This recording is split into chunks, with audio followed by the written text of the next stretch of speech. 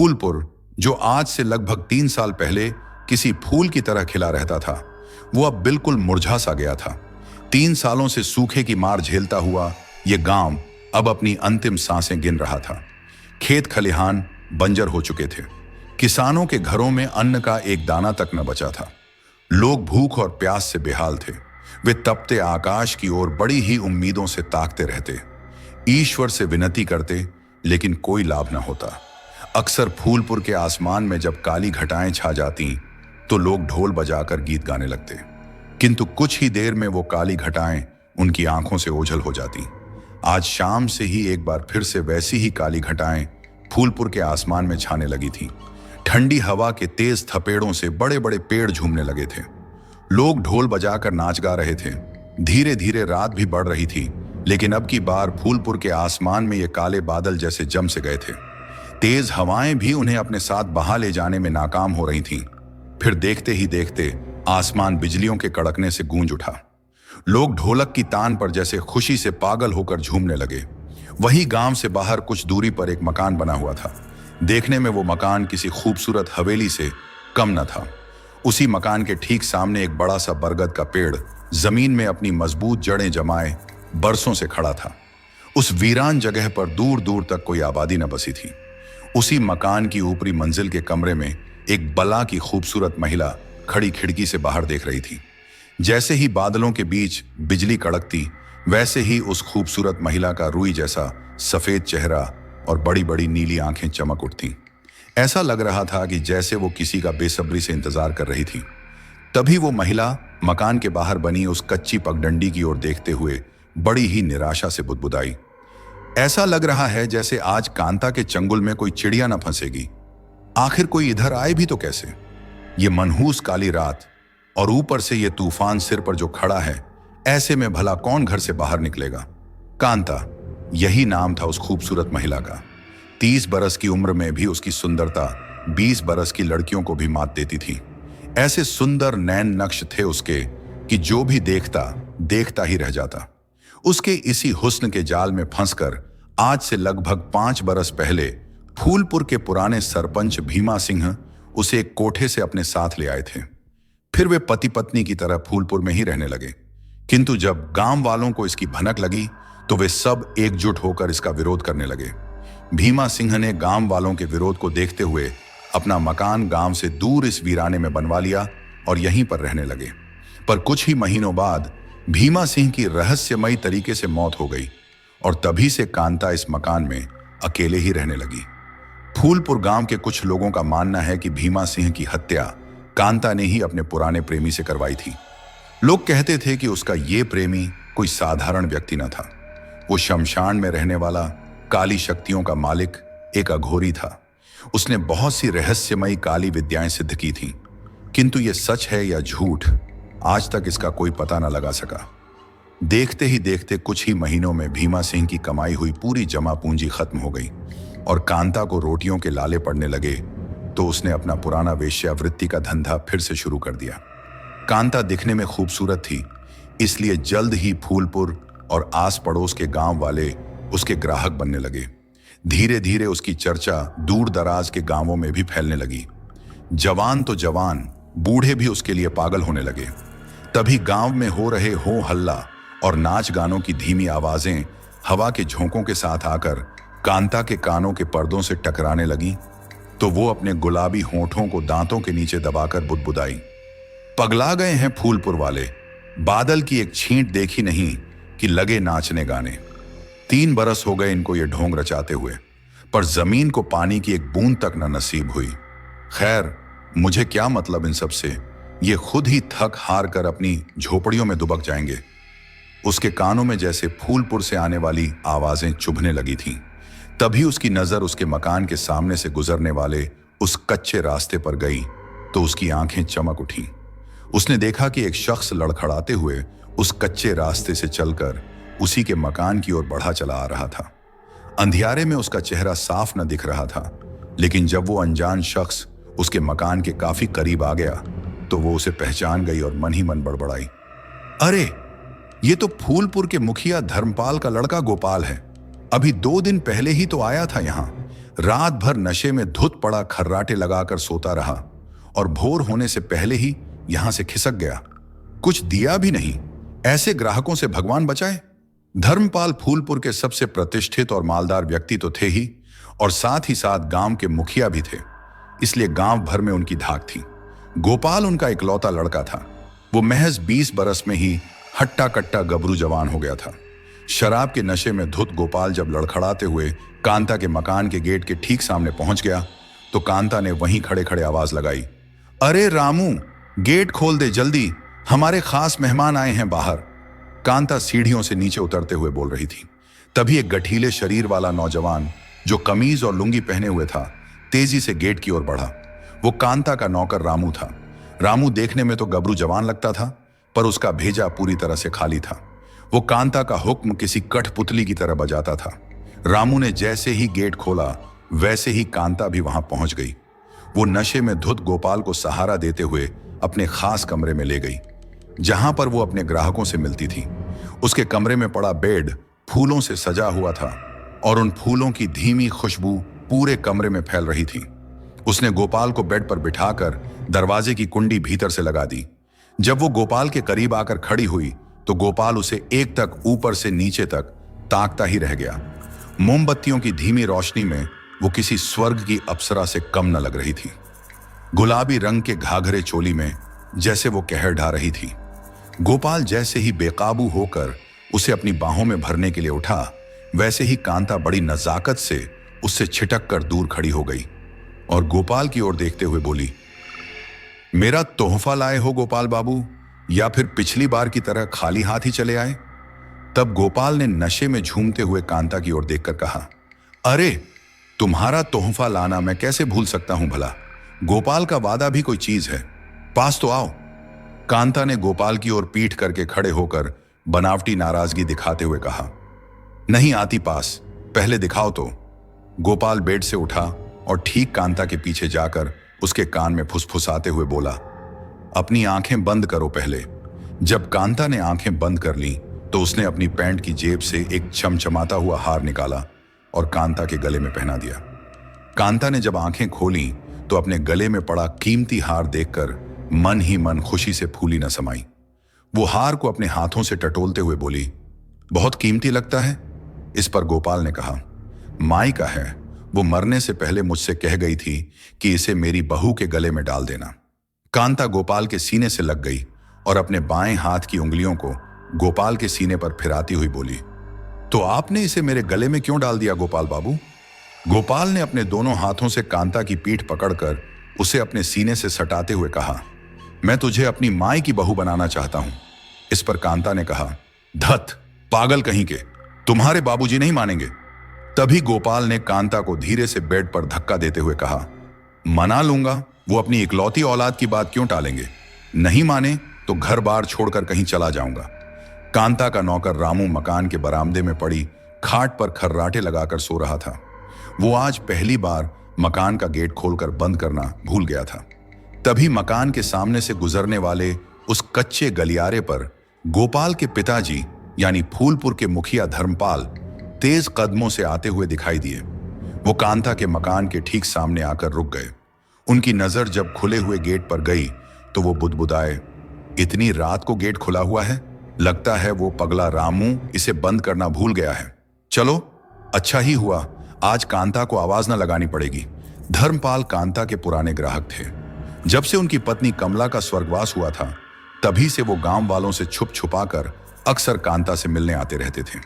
Dharmpal gate से भीतर घुसते हुए सीधे कांता के कमरे के दरवाजे के सामने जाकर खड़े हो गए और दबी हुई आवाज में कांता को आवाज देने लगे, अरे कांता, किवाड़ खोल, मैं हूं मुखिया।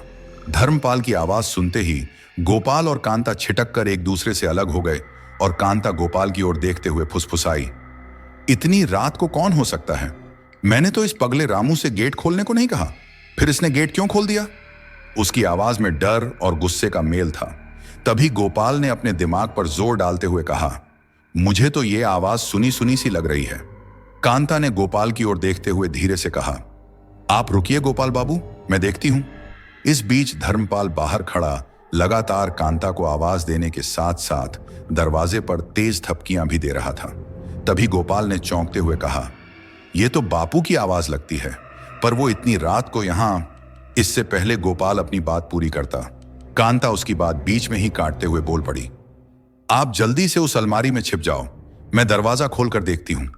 कांता ने कमरे में रखी लकड़ी की एक बड़ी सी अलमारी की ओर इशारा करते हुए गोपाल से कहा।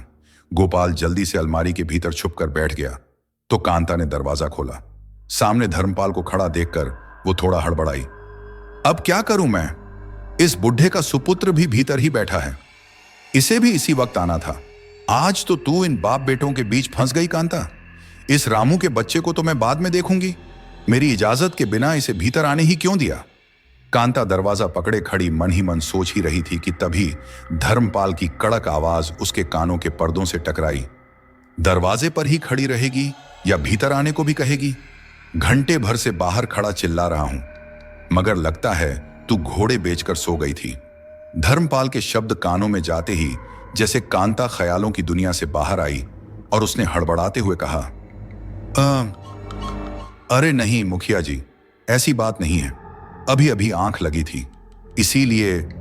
वो हड़बड़ाते हुए बोल ही रही थी कि तभी धर्मपाल ने उसे दरवाजे से हटाते हुए बीच में ही कहा, इतनी दूर से इस तूफानी रात में पैदल चलकर आया हूं, पहले थोड़ा सुस्ताने दे। ये कहते हुए धर्मपाल कांता को धक्का देकर भीतर पड़े बेड के मखमली गद्दे पर जा बैठा। 55 की उम्र में भी वो हट्टा कट्टा लगता था, कसरती देह और 6 फीट से ऊपर लंबाई। वो आज भी फूलपुर मेले के दंगल में अच्छे अच्छों को पटकनी दे देता था। तभी कांता दरवाजे की कुंडी लगाकर उसके पास जाकर खड़ी हो गई। उस लकड़ी की पुरानी अलमारी में बैठा गोपाल अलमारी के एक छोटे से छेद में अपनी आंखें गड़ाए कमरे का सारा नजारा किसी कैमरे की तरह अपनी आंखों में कैद कर रहा था। उसे तो विश्वास ही न हो रहा था कि उसके बापू इस तरह से कांता के पास आते होंगे।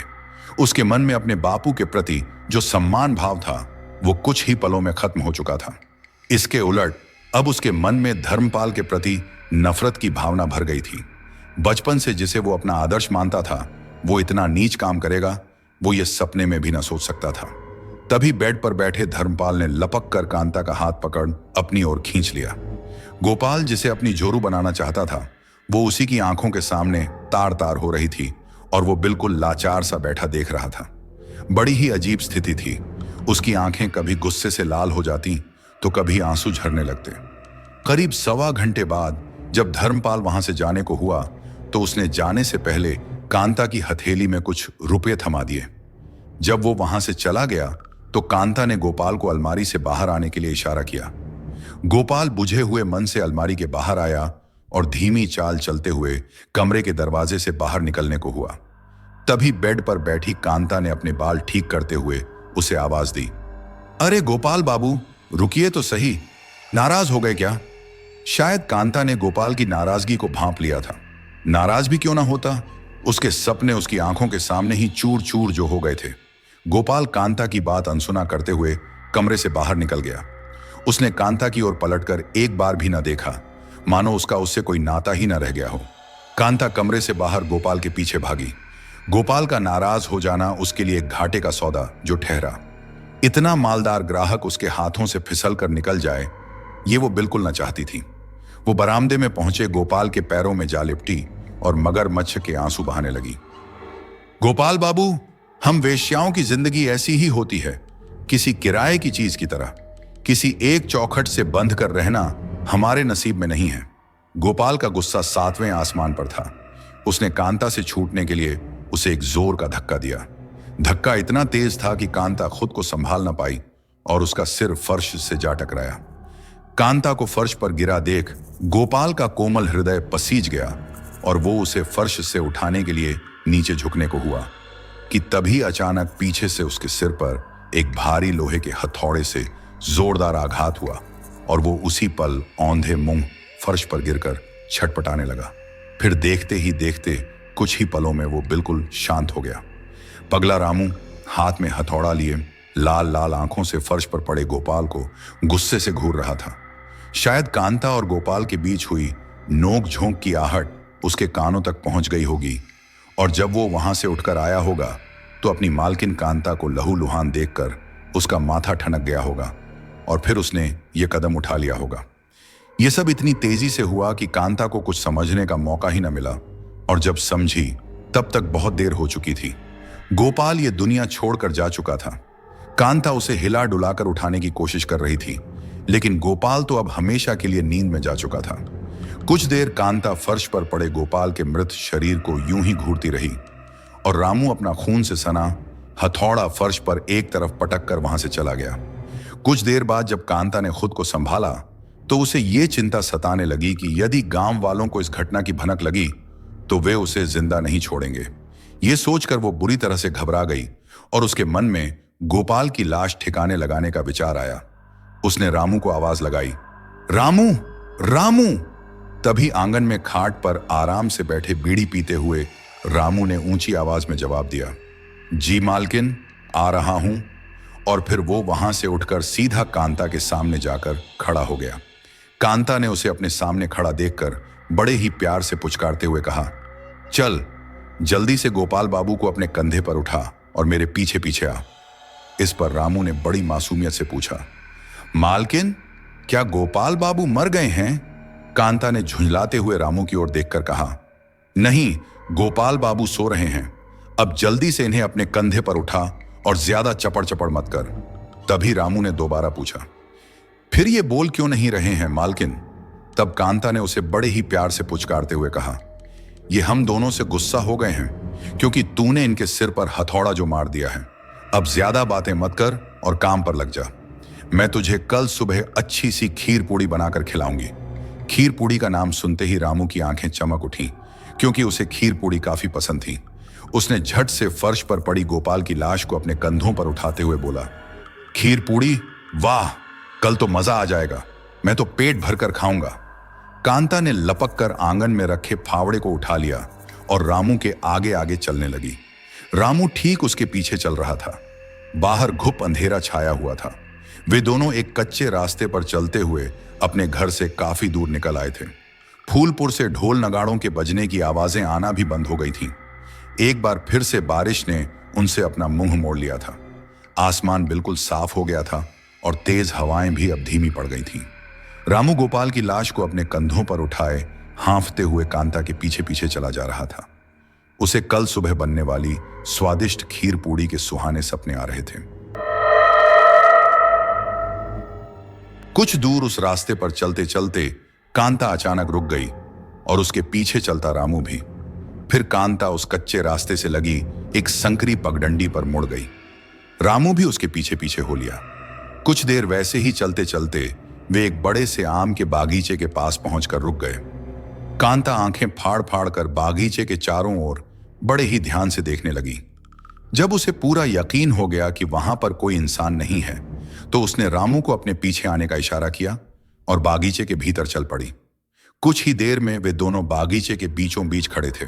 कांता ने रामू से दबी आवाज में कहा, रामू, गोपाल बाबू को नीचे रख दे और ये फावड़ा पकड़ और जल्दी से गड्ढा खोदने में लग जा। ये कहते हुए कांता ने फावड़ा रामू के हाथों में पकड़ाया।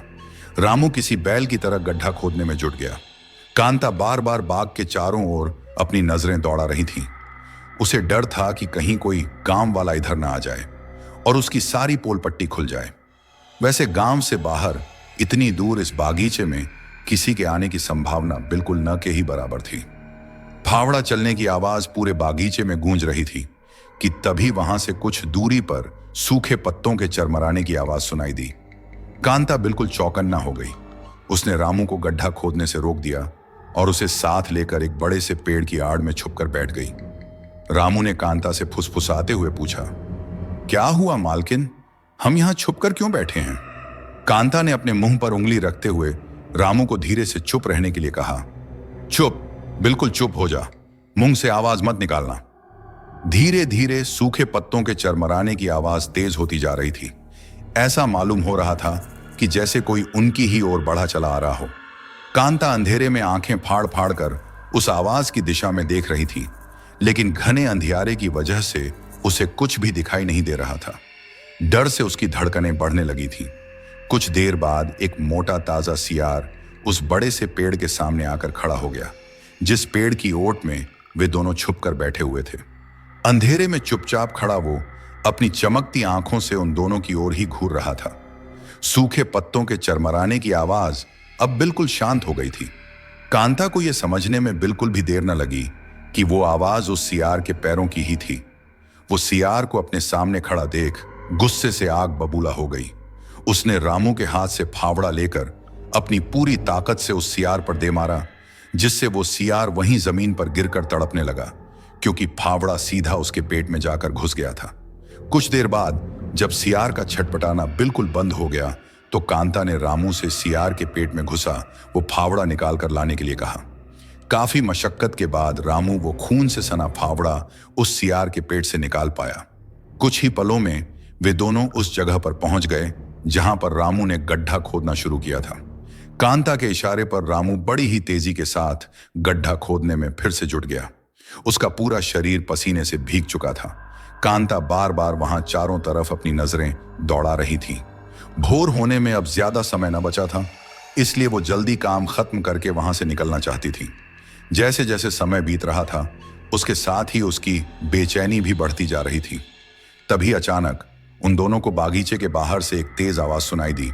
कौन है बागीचे में और इतनी रात में यहां क्या कर रहा है? शायद उस बागीचे का मालिक वहां आ गया था और उसने फावड़ा चलने की आहट सुन ली थी। गड्ढा अभी पूरी तरह से खुद न सका था। कांता और रामू ने मिलकर जल्दी से सूखे पत्तों से गोपाल की लाश को ढक दिया और खुद भी एक पेड़ की आड़ में छुपकर बैठ गए।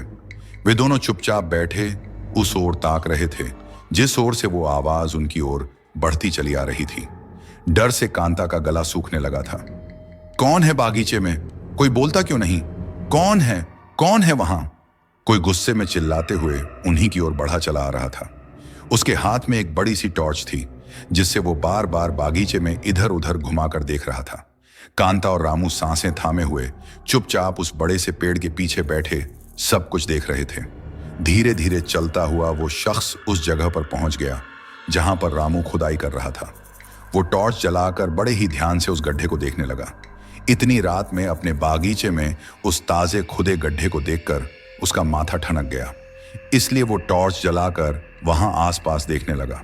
तभी उस शख्स की नजर सूखे पत्तों के उस ढेर पर गई जिसके नीचे गोपाल की लाश को उन दोनों ने छुपा रखा था। वो शख्स तेज कदमों से चलते हुए पत्तों के उस ढेर के पास जाकर रुक गया। टॉर्च की दूधिया रोशनी में वो बड़े ही ध्यान से उन सूखे पत्तों के उस ढेर को देख रहा था। उसके मन में कुछ शंका हुई तो उसने अपने एक पैर से उन सूखे पत्तों को दबाकर देखा। उसे उन पत्तों के बीच किसी अजीब सी चीज के होने का एहसास हुआ। कोई ऐसी चीज जो उसके पैरों से टकराते ही उसके शरीर में एक अजीब सी सिहरन पैदा कर गई। उसे ऐसा लगा कि जैसे उसने किसी हार्ड मांस वाले जीव पर पैर रख दिए हों। वो नीचे झुककर अपने दोनों हाथों से बड़ी जल्दी जल्दी उन सूखे पत्तों को वहां से हटाने लगा।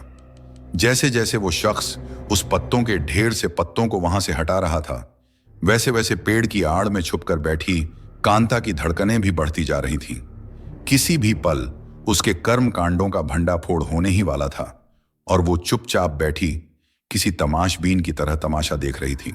कुछ देर बाद जब उस शख्स ने वहां से सारे सूखे पत्ते हटा दिए तो जमीन पर पड़ी गोपाल की लाश बिल्कुल साफ दिखाई देने लगी। वो शख्स फूलपुर गांव के पड़ोस में बसे एक गांव भरतपुर का रहने वाला था। वो मुखिया धर्मपाल और उनके बेटे गोपाल को अच्छी तरह से जानता था। जैसे ही उसने उस लाश का चेहरा देखा तो वो गोपाल को तुरंत पहचान गया। अरे ये क्या? ये तो गोपाल की लाश है, फूलपुर के मुखिया धर्मपाल जी के लड़के की। राम राम, कितनी बुरी तरह से इसका सिर फटा हुआ है। लगता है किसी ने इसे बड़ी ही बेरहमी से मार डाला है और इसकी लाश को छुपाने के लिए मेरे बागीचे में लेकर आया था। वो जरूर यहीं कहीं आसपास ही छुपे होंगे। अभी अभी तो मैंने यहीं से किसी के गड्ढा खोदने की आवाज सुनी थी। ये कहते हुए वो शख्स जैसे ही उठने को हुआ वैसे ही उसके सिर पर किसी धारदार चीज से एक जोरदार प्रहार हुआ और वो किसी बेजान शरीर की तरह भरभरा कर जमीन पर औंधे मुंह गिर गया। उसके ठीक पीछे खड़ी कांता हाथों में फावड़ा लिए लाल लाल आंखों से उसे घूर रही थी। उसका नौकर रामू भी उसी के पीछे खड़ा था। तभी जमीन पर पड़े उस शख्स के शरीर में कुछ हलचल हुई। ये देखकर कांता का गुस्सा 7वें आसमान पर पहुंच गया और वो फावड़े से उसके शरीर पर वार करने लगी। देखते ही देखते जमीन पर औंधे मुंह पड़े उस शख्स की पीठ खून से सन गई और मांस बड़ी ही बुरी तरह से उधड़ गया। फिर उसने उस फावड़े से उसकी गर्दन पर एक आखिरी चोट की तो उसकी गर्दन उसके धड़ से अलग होकर छटपटाने लगी, जैसे पानी के बिना कोई मछली तड़प उठती है। उस शख्स के शरीर से निकले खून के छींटों से कांता का चेहरा और हाथ पूरी तरह से सनकर लाल हो चुके थे। रामू ने जल्दी ही गोपाल बाबू के शरीर के आकार का एक बड़ा और गहरा गड्ढा खोद डाला। फिर उन दोनों ने मिलकर गोपाल बाबू की लाश और उस अनजान शख्स के धड़ और कटे हुए सिर को उसी गड्ढे में दबा दिया। अब सुबह के लगभग 4 बज रहे थे। धीरे धीरे उस भयानक काली रात का अंत हो रहा था और एक नए दिन का आगमन होने वाला था। वे दोनों जल्दी ही काम खत्म करके वहां से दबे पांव निकल गए। धीरे धीरे दिन छड़ आया था। धर्मपाल अपने आंगन में पड़ी खाट पर बैठा किसी गहरे सोच में डूबा था। तभी द्वार पर बंधे उसके बैलों ने तेजी से चिल्लाना शुरू किया। शायद उनके चारे पानी का समय हो गया था। तभी खाट पर बैठे धर्मपाल ने ऊंची आवाज में कहा, अरे आ रहा हूं भाई, ज्यादा चिल्लपो मत करो। ये निकम्मा गोपाल भी पूरी रात घर नहीं आया है और अब भी उसकी कोई खोज खबर नहीं मिल रही है। पता नहीं कहां अपने निकम्मे दोस्तों के साथ मौज मस्ती कर रहा है। सुबह तो आ ही गया होता। कितने काम पड़े हैं घर के, अब मैं अकेला इन्हें कैसे निपटाऊंगा। ऊपर से इन चंगू मंगू ने चिल्ला चिल्ला कर मेरी नाक में दम कर रखा है। ये कहते हुए धर्मपाल खाट से उठा और बैलों को चारा पानी डालने चला गया। धीरे धीरे सूरज सिर पर चढ़ आया। गोपाल का अब भी कोई अता पता ना था। धर्मपाल सुबह से घर का सारा काम करते करते थक कर चूर हो चला था और अब वो रसोई में बैठा आटा गूंथ रहा था। उसके पेट में चूहे कूदने लगे थे। वो मन ही मन गोपाल को कोसे जा रहा था, क्योंकि गोपाल के होने पर यह सब काम कब का खत्म हो गया होता और वो आराम से खाट पर बैठकर अपना हुक्का गुड़गुड़ा रहा होता। तभी गांव के किसी शख्स ने उसके द्वार पर आकर आवाज दी, धर्मपाल जी, जल्दी से शंभू के बागीचे में चलिए, पूरा गांव वहीं पर जुटा है। धर्मपाल ने रसोई से आटा गूंथते हुए पूछा, अरे हुआ क्या है बाग में, कुछ बताओगे भी? इस पर द्वार पर खड़े उस शख्स ने कहा, लोग कह रहे हैं कि बागीचे में 2 लाशें मिली हैं, जिनमें से एक की तो गर्दन ही कटी है और दूसरी की शक्ल पहचान में नहीं आ रही है। ये कहते हुए वो शख्स शंभू के बागीचे की ओर भाग गया। उसकी बात सुन आटा गूंथते हुए धर्मपाल के हाथ एकदम से रुक गए और वो आटे की थाली एक तरफ सरकाकर बागीचे की ओर तेज कदमों से चल दिया। उसके मन में बड़े अजीब अजीब से ख्याल आ रहे थे। रात से गोपाल भी कहीं गायब था, इसलिए उसे ये डर सताने लगा था कि कहीं उन लाशों में से एक लाश गोपाल की तो। अरे नहीं नहीं, ऐसा तो बिल्कुल भी नहीं हो सकता। गोपाल तो अपने दोस्तों के साथ कहीं मौज मस्ती करने निकल गया होगा और वो एक आध दिन में वापस लौट ही आएगा। ये सोचते हुए धर्मपाल तेज कदमों से बागीचे की ओर बढ़ा चला जा रहा था। जब धर्मपाल उस बागीचे में पहुंचा तो उसने देखा कि बागीचे के बीचों बीच गांव वालों की भारी भीड़ जमा थी और वे सभी जमीन पर एक जगह कुछ देखते हुए आपस में कानाफूसी कर रहे थे। वो सब धर्मपाल को उसी ओर आता देख उसे बड़े ही दया भाव से ताकने लगे।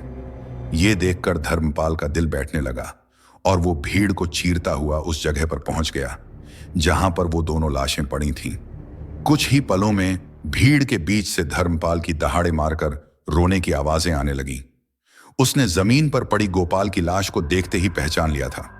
लाश का चेहरा इतना छत विछत था कि पहचान में ही नहीं आ रहा था। धर्मपाल ने गोपाल की पहचान उसके कप डिडीडियों और उसकी कद काठी से की थी। इसके अलावा लाश पर वे सभी निशान मौजूद थे जो धर्मपाल गोपाल के शरीर पर बचपन से देखता आया था।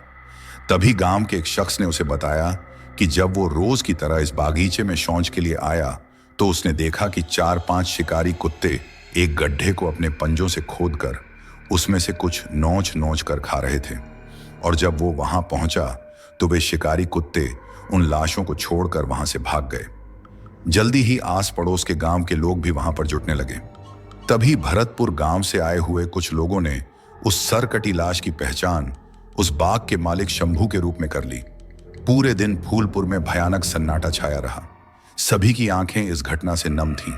गोपाल धर्मपाल का इकलौता वारिस था और सभी उसे बेहद प्यार करते थे। करते भी क्यों ना, वो कभी किसी गांव वाले की कोई भी बात नहीं टालता था। वो हमेशा सबकी मदद करने के लिए तैयार रहता था। गांव में किसी के घर कोई समारोह होता तो वो पूरा दिन वहीं पर लगा रहता। भूख प्यास भूलकर वो सारा दिन इधर उधर दौड़ दौड़ कर काम करता रहता था। उस घटना को हुए आज लगभग 6 महीने बीत चुके थे।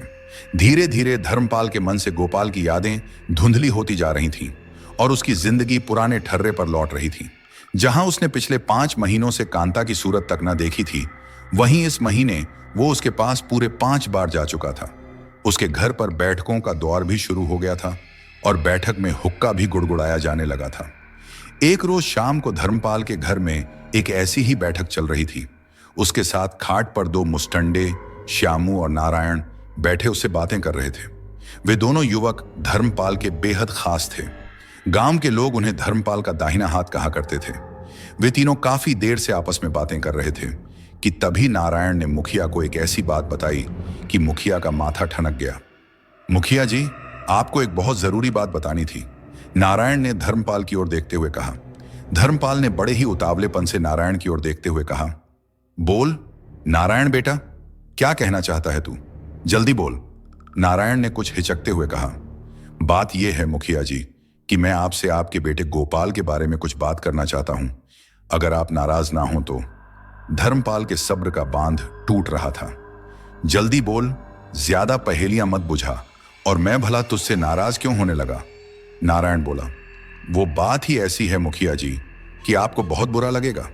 धर्मपाल ने इस बार उससे बड़े ही प्यार भरे लहजे में कहा, अरे नहीं, नाराज होऊंगा बेटा, तू एक बार बता तो सही। नारायण ने धर्मपाल से डरते हुए कहा, वो मुखिया जी, जिस रात गोपाल बाबू का कत्ल हुआ उस रात वे उस पतुरिया के पास भी गए थे। नारायण के मुंह से जैसे ही ये शब्द बाहर निकले, धर्मपाल गुस्से से तिलमिला उठा, किंतु कुछ सोचते हुए उसने अपने गुस्से का घूंट पीकर नारायण से पूछा, तुझे कैसे पता कि गोपाल उस वेश्या के पास गया था? तब नारायण ने थोड़ा सकुचाते हुए कहा, मुझे ये बात गोपाल बाबू के सबसे खास दोस्त राजू ने बताई थी। धर्मपाल ने थोड़ा झेंपते हुए उससे पूछा, अच्छा, और क्या बताया उस राजू ने? तब नारायण ने कहा, उसने ये भी कहा कि गोपाल बाबू उसको अपने घर ब्याह कर भी लाना चाहते थे, पर आपके डर ने उन्हें रोक रखा था। तभी धर्मपाल खाट से उठते हुए बोला, मैं नहीं मानता कि मेरा बेटा गोपाल इस तरह के ओछे काम करता होगा। वो तो सीधा साधा सा पूरे गांव की आंखों का तारा था। मुझे तो लगता है कि राजू पागल हो गया है, इसीलिए अनाप शनाप बके जा रहा है। तब श्यामू ने मुखिया का गुस्सा भांपते हुए कहा, लगता है तूने मुखिया जी को नाराज कर दिया है। चल जल्दी यहां से निकलते हैं, इससे पहले कि मुखिया जी का पारा और गर्म हो जाए। श्यामू ये कहते हुए खाट से उठकर बाहर की ओर चल दिया। उसके पीछे पीछे नारायण भी हो लिया। धर्मपाल के कानों में नारायण के कहे हुए शब्द बार बार गूंज रहे थे। उन्हें नारायण की कही हुई बात पर पूरी तरह से तो यकीन नहीं था, पर उनके मन के किसी कोने में यह बात भी दबी हुई थी कि हो सकता है कि यह सच हो और उनके बेटे गोपाल की हत्या से कांता का कोई संबंध हो। तभी उसे इन सब बातों से पर्दा उठाने के लिए एक बेहतरीन तरकीब सूझी और उनका चेहरा ऐसे खिल गया जैसे उसे कोई खजाना मिल गया हो। शाम होने वाली थी। धर्मपाल अपने ख्यालों में डूबा हुआ अपनी साइकिल पर धीरे धीरे पैडल मारता हुआ बाजार से वापस लौट रहा था। उसकी साइकिल के हैंडल पर सब्जियों से भरा एक छोटा सा झोला टंगा हुआ था। तभी रास्ते में उसे कांता का नौकर रामू दिखाई दिया। उसे देखकर ऐसा लग रहा था कि जैसे वो भी बाजार से सब्जी खरीद कर वापस लौट रहा हो, क्योंकि उसके हाथों में भी एक भारी भरकम सब्जियों से भरा झोला था। वो पैदल ही बड़ी तेजी से चला जा रहा था। धर्मपाल ने उसे देखते ही उस दिन अपनी सोची हुई तरकीब को आजमाने का मन बनाया और साइकिल पर तेजी से पैडल मारते हुए उसके करीब पहुंच गया। अरे रामू बेटा, कहां से चला आ रहा है पैदल? बहुत थक गया होगा, मेरी साइकिल पर बैठ जा। धर्मपाल ने रामू को पुचकारते हुए कहा। धर्मपाल की बात सुन रामू ने पीछे मुड़कर देखते हुए कहा, मैं थकता नहीं हूं मुखिया जी, और मैं किसी से बात भी नहीं करता क्योंकि मेरी मालकिन ने मुझे मना किया है। रामू धर्मपाल के सवालों का जवाब देते हुए अपना सर जमीन की ओर गड़ाए उस कच्चे गलियारे को रौंदता हुआ बस अपनी ही धुन में मस्त चला जा रहा था। धर्मपाल भी अपनी साइकिल ठीक उसी के बराबर चलाता हुआ चल रहा था। उसे रामू पर थोड़ा थोड़ा शक भी होने लगा था। उसे रामू की बातों से ऐसा महसूस होने लगा था कि जैसे वो उससे कुछ छुपा रहा हो। एक बार फिर धर्मपाल ने उसे पुचकारते हुए पूछा, अरे बेटा, भला तुम्हारी मालकिन ने तुम्हें किसी से बात करने से क्यों रोका है? ये सुन, रामू ने कहा, मुझे नहीं पता मुखिया जी, मुझे तो बस खीर पूड़ी से मतलब है। मुखिया सोच में पड़ गया कि आखिर इस पगले से मैं कोई बात कैसे उगलवाऊं। तभी कुछ सोचकर धर्मपाल की आंखें चमकी और उसने एक बार फिर से हवा में तीर चलाते हुए उससे कहा, तुझे खीर पूड़ी खाना हो तो मेरे घर चल। मेरे घर में ढेर सारी रखी हुई है, आराम से बैठकर पेट भर खाना। जैसे ही रामू के कानों के पर्दों से खीर पूड़ी शब्द टकराया, वो वहीं रुक गया और मुखिया की तरफ देखते हुए बोला, सच में मुखिया जी, शायद धर्मपाल का तीर ठीक निशाने पर लगा था। खीर पूड़ी रामू की कमजोरी थी और वो उसके लिए कुछ भी कर सकता था। धर्मपाल के घर में इस वक्त खीर पूड़ी तो थी नहीं, लेकिन उसने सोचा कि किसी तरह इस पगले को घर ले चलता हूं। खीर पूड़ी का इंतजाम भी हो ही जाएगा, शायद ये इसी बहाने कुछ उगले। इसलिए उसने रामू से थोड़ा हिचकते हुए कहा, हाँ, बहुत सारी रखी हुई है रसोई में, चल तुझे खिलाता हूं, तू भी क्या याद करेगा। रामू धर्मपाल के बहकावे में आकर उसकी साइकिल पर बैठ गया और धर्मपाल ने साइकिल के हैंडल को अपने घर की तरफ मोड़ दिया। घर पहुंचते ही धर्मपाल ने रामू के लिए रसोई के पास ही खाट बिछा दी और जल्दी जल्दी उसके लिए खीर पूड़ी का इंतजाम करने लगा। उसे यह अच्छी तरह से पता था कि यदि थोड़ी सी भी देर हुई तो ये पगला उसकी नाक में दम कर देगा और एक बार जो ये हाथ से निकला तो दोबारा ना आ पाएगा। धर्मपाल ने बड़ी ही फुर्ती से खीर पूड़ी में लगने वाली सारी सामग्री इकट्ठा की और चूल्हे में लकड़ियां जलाने लगा। इसी बीच थोड़ी देर होते देख रामू खीर पूड़ी के लिए उतावला होने लगा। उसने रसोई की तरफ देखते हुए धर्मपाल को आवाज लगाई, अरे मुखिया जी, कहाँ है खीर पूड़ी, जल्दी लाइए, बहुत जोर की भूख लगी है। धर्मपाल ने पतीले में दूध डालते हुए रसोई के भीतर से ही कहा, अरे ला रहा हूं रामू बेटा, थोड़ी ठंडी हो गई है, गरम कर लूं। चूल्हे के पास बैठा धर्मपाल खीर बनाते हुए अब रामू से इधर उधर की बातें करने लगा। वो रामू को किसी भी तरह अपनी बातों में उलझाए रखना चाहता था, किंतु रामू धर्मपाल की बातों का सिर्फ हाँ या न में जवाब देते हुए अपनी खीर पूड़ी की मांग को मजबूती से दोहरा रहा था। बीच में वो 2-3 बार खाट से उठकर वहां से चलने को हुआ, पर धर्मपाल उसका हाथ पकड़कर फिर से खाट पर बैठा लेता। शायद उसने आज ये ठान लिया था कि वो रामू के मुंह से वो राज उगलवा कर ही रहेगा। जब धर्मपाल ने खीर पूड़ी से भरा हुआ थाल रामू के आगे रखा तो वो बिल्कुल किसी जानवर की तरह उस पर टूट पड़ा। देखते ही देखते उसने कुछ ही देर में वो पूरा थाल खाली कर दिया और जग भर पानी डकारते हुए वहां से चलने को हुआ तो धर्मपाल उसके पास आकर उसके कानों में फुसफुसाया, कैसी थी खीर पूड़ी? रामू ने खिसियाते हुए कहा, बहुत बढ़िया थी मुखिया जी, थोड़ी और मिलेगी क्या? इस पर धर्मपाल ने थोड़ा मुस्कुराते हुए कहा, जरूर मिलेगी रामू बेटा, रसोई में अभी बहुत सारी रखी हुई है, मगर उसके बदले में तुम्हें मेरे कुछ सवालों के जवाब देने पड़ेंगे। रामू ने थोड़ा सोचते हुए कहा, कौन से सवाल? जल्दी पूछिए मुखिया जी। तो दोस्तों, क्या कांता और उसके नौकर रामू की करतूतें गांव वालों के सामने आ पाएंगी? क्या होगा जब धर्मपाल को यह पता चलेगा कि उनके बेटे गोपाल की मौत के पीछे कौन है? इन सब सवालों के जवाब पाने के लिए सुनना ना भूलें इस कहानी का अगला भाग।